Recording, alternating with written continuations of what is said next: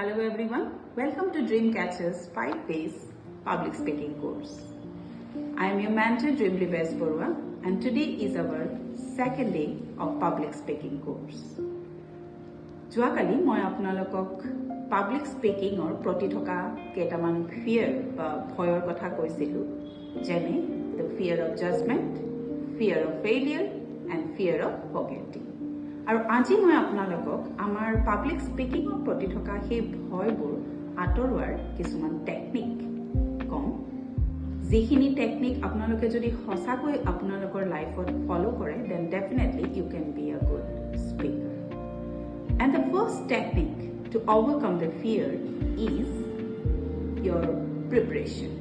Prepare your topic.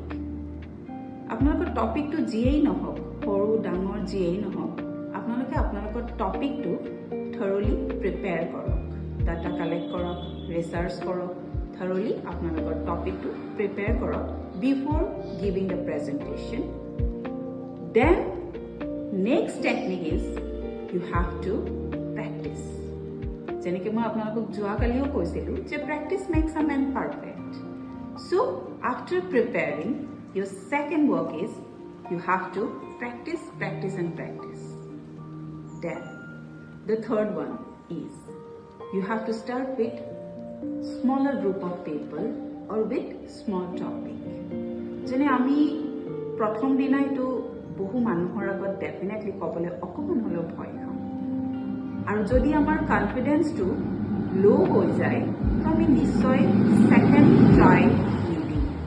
So in that sense, you have to start with a small group of people or with a small topic. Then definitely you can gain that confidence. Like if you were a student, you can start with your friends, in your class, in your school or college. Then you can start with the bigger group of people in front of large people. You can start. Next, focus on the message, not in yourself. আমি যেতিয়া নিজৰ প্ৰতি conscious হৈ থাকোঁ, কিবা এটা কৈ থাকোঁতে যদি আমি নিজৰ প্ৰতি কনচিয়াছ হৈ থাকোঁ, তেতিয়া কি হয়, আমি নিজৰ টপিকটো পাহৰি যাওঁ.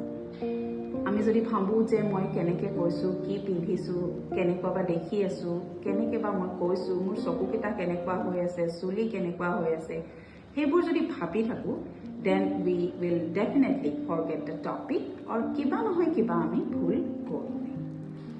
And the last technique is that you have to be relaxed. You have to be calm and you have to take a deep breath before going for presentation, and then you can lower your heartbeat. Ami janu kiba ta koar agot definitely amar heartbeat badhi jay.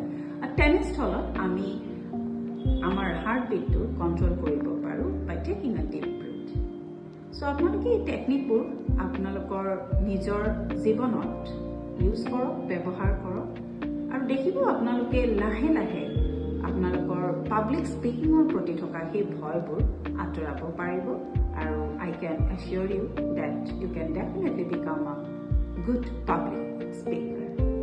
Then we have to wait for our third episode. আৰু তেতিয়ালৈকে আপোনালোকে এইখিনি মই আজি দিয়া টেকনিকবোৰ use কৰক, try কৰক, প্ৰেক্টিছ কৰক. Till then